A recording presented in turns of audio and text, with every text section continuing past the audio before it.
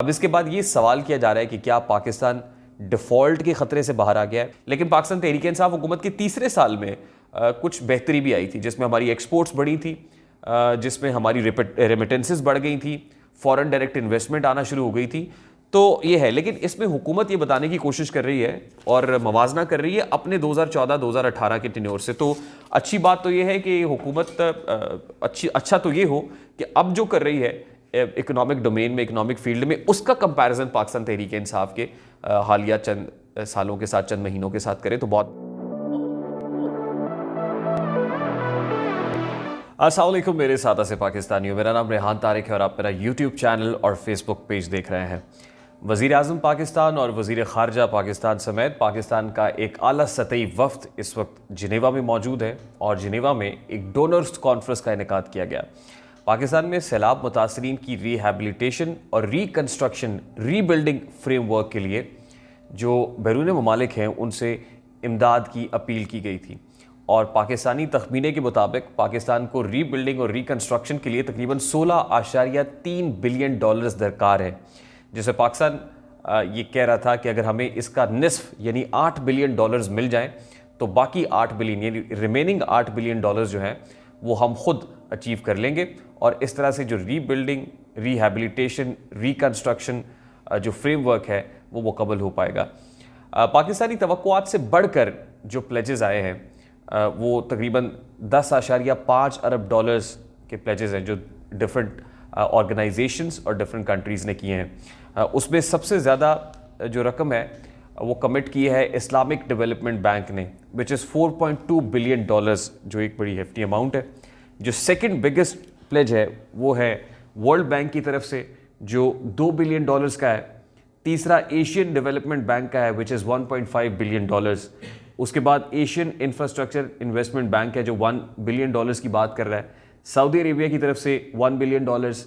France जो मेज़बान मुल्क भी है पाकिस्तान और यूनाइटेड नेशंस की मेज़बानी में ये हो रही है और फ्रांस में क्योंकि हो रही है तो फ्रांस ने 384 मिलियन डॉलर्स का वादा किया है। चाइना ने 100 मिलियन डॉलर्स का वादा किया है। यूनाइटेड स्टेट्स ने 100 मिलियन डॉलर्स का पहले वादा किया, आज मज़ीद 100 मिलियन डॉलर्स जो है वो एक्सटेंड कर दिए। इसके साथ यूरोपीय यूनियन ने 93 million dollars, Germany 88 million dollars, Japan 77 million dollars, UK 10 million dollars और अज़रबैजान ने 2 मिलियन डॉलर्स के प्लेजेस दिए हैं।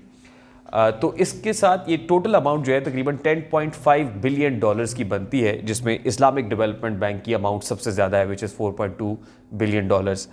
इसके बाद एक सियासी रस्साकशी जो पॉलिटिकल टग ऑफ वॉर है वो तो हमारे यहाँ जारी रहती है। पाकिस्तान तहरीक इंसाफ जो इस वक्त अपोजिशन पार्टी है, खुद को अपोजिशन क्लेम करती है, बावजूद इसके कि कश्मीर, गिलगित बल्तिस्तान, खैबर पख्तूनख्वा और पंजाब जैसे बड़े सूबे में उनकी अपनी हुकूमत है। तो अपोजिशन पाकिस्तान तहरीक इंसाफ ये कह रही है कि ये जो कुछ किया है ये एक यूज़लेस एक्सरसाइज थी, ये यूज़लेस एक्सरसाइज है। जो कुछ हुआ है ये कमिटमेंट्स तो हैं लेकिन ये रकम पाकिस्तान आएगी नहीं।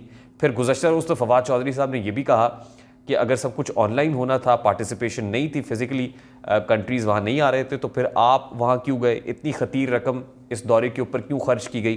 तो इस तरह की तनकीद का सामना भी है।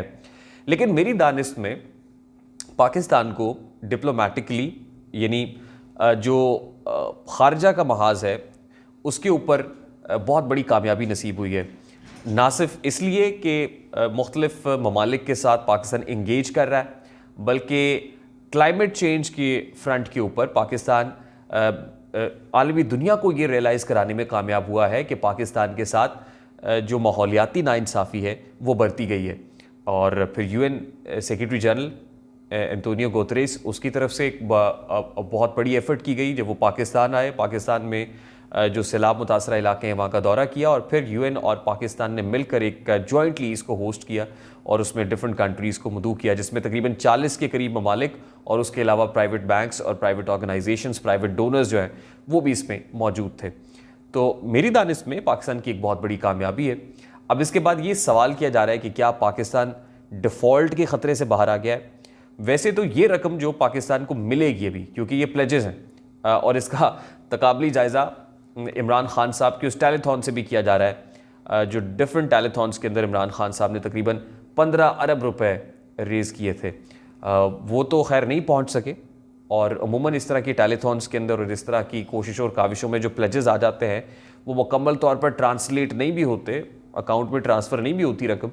लेकिन यहाँ पे हो पाएगी या नहीं हो पाएगी, इस हवाले से इतने बड़े प्लेटफॉर्म के ऊपर जब मुख्तलिफ ममालिक ये कमिट कर लेते हैं अपनी डेलीगेशन की सतह के ऊपर, फिर एशियन डेवलपमेंट बैंक या वर्ल्ड बैंक जैसा एशियन इंफ्रास्ट्रक्चर डेवलपमेंट बैंक जो है, उस जैसी ऑर्गेनाइजेशंस जब इतने बड़े प्लेटफॉर्म के ऊपर यूनाइटेड नेशंस के सामने ये कमिट करती हैं तो यकीनन उसमें ना आने वाली ना होने वाली कोई गुंजाइश नहीं है। लेकिन ये ज़रूर देखने की बात है कि वो रकम पाकिस्तान पहुँचेगी कब।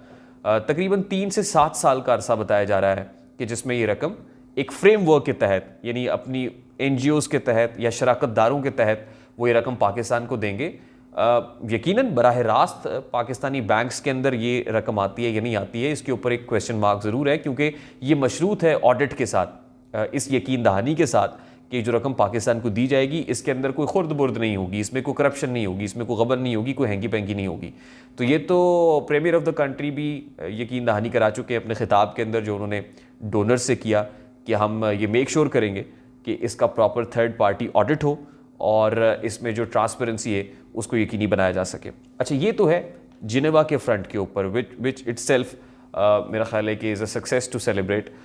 दूसरी इंपॉर्टेंट चीज़ ये है कि वज़ीर ख़जाना की जिनेवा कॉन्फ्रेंस की साइड लाइन्स पे IMF के वफ्द के साथ भी मुलाकात हुई है, वर्ल्ड बैंक के वाइस प्रेसिडेंट के साथ भी मुलाकात हुई है, और फिर ख़ुद प्राइम मिनिस्टर ने अपनी स्पीच में कहा कि IMF थोड़ा सा हम पे शिकंजा जो सख्त किया हुआ है उसको हल्का करे, नरम करे, क्योंकि ऑलरेडी हमें बहुत सारी मुश्किलात का सामना है और आप हमें ये कह रहे हैं कि पेट्रोलियम के प्रोडक्ट्स के ऊपर लेवी इंक्रीज़ कर दें, बिजली के ऊपर टैक्सेस बढ़ा दें, तो जो मैसेज हैं जो ऑलरेडी बहुत ज़्यादा मुसीबत में है, मुश्किल में, परेशानी में है, तो उनके लिए दोहरा अजाब हो जाएगा।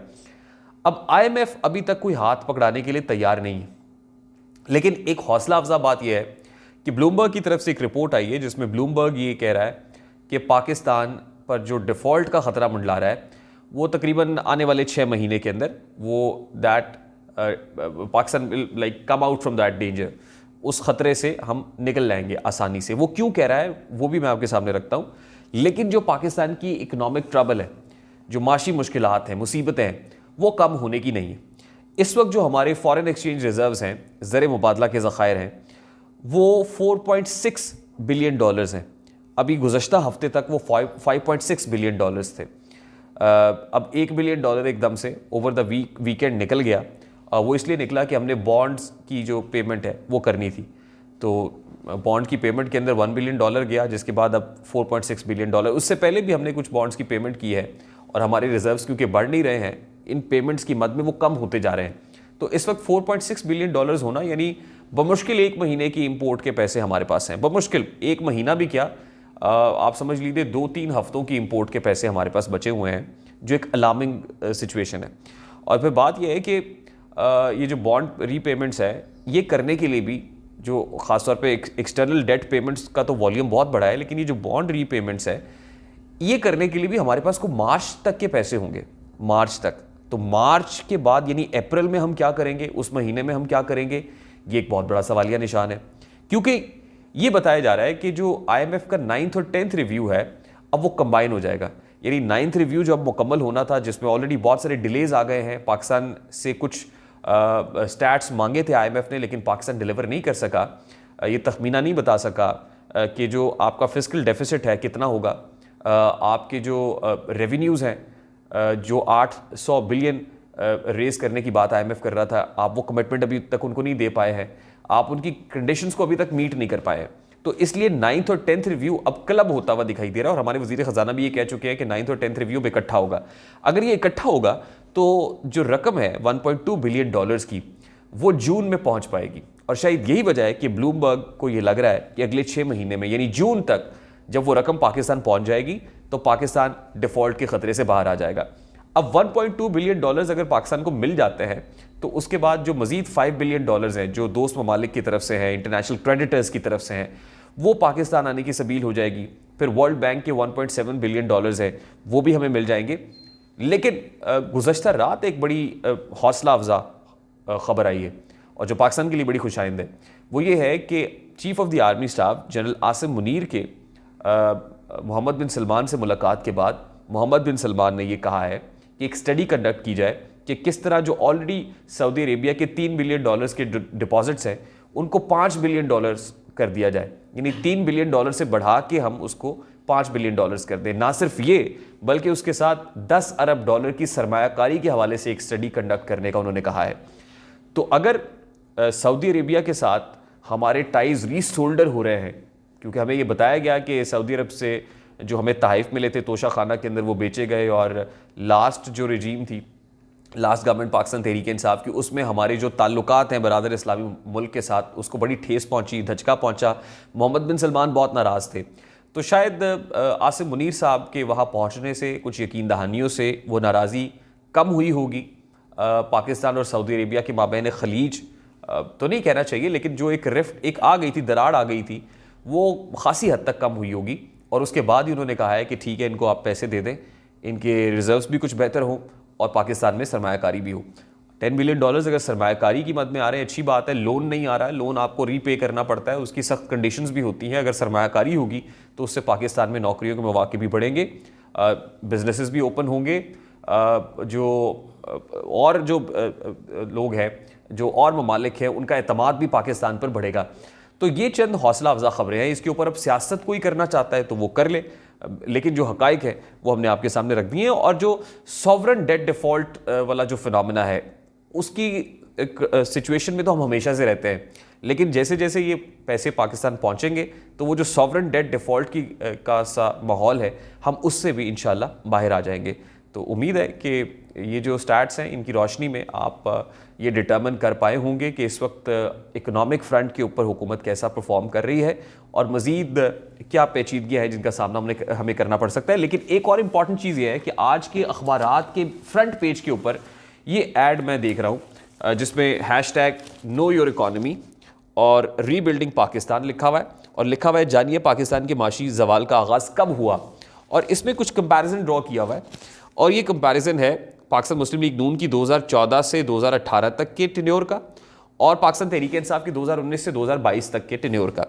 यानी लग ये रहा है कि PMLN लेड कोलिशन ये बताने की कोशिश कर रहा है कि जो हमारी हुकूमत थी उसमें GDP बहुत बेहतर थी। पाकिस्तान तहरीक इंसाफ के इस दौर में GDP कम हुई, बेशक हुई है, उसमें कोरोना भी था, नेगेटिव में भी आ गया हमारी ग्रोथ। उसके अलावा जो नौकरियां हैं वो कम हुई, इन्फ्लेशनरी प्रेशर एक कॉमनर पे बहुत बढ़ गया, उसके भी कुछ वजूहात हैं, कुछ चीज़ें ऐसी हैं।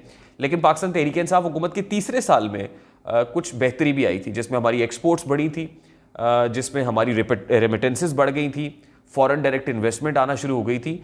तो ये है, लेकिन इसमें हुकूमत ये बताने की कोशिश कर रही है और मवाजना कर रही है अपने 2014-2018 के टेन्योर से। तो अच्छी बात तो ये है कि हुकूमत अच्छा तो ये हो कि अब जो कर रही है इकोनॉमिक डोमेन में, इकोनॉमिक फील्ड में, उसका कंपैरिजन पाकिस्तान तहरीक इंसाफ के हालिया चंद सालों के साथ, चंद महीनों के साथ करे तो बहुत बेहतर हो जाएगा, rather than that drum beating के जिसमें वो ये बताए कि हमारा जो पिछला दौरे हुकूमत था वो बहुत अच्छा था और उसमें हमने दूध और शहद की नहरें बहा दी थी। तो इस हुकूमत से भी मेरी अपील होगी कि आप अपनी जो एग्जिस्टिंग जो लम्हा मौजूद में आपकी परफॉर्मेंस है उसकी तरफ फोकस करें ताकि एक आम आदमी को रिलीफ पहुंच सके।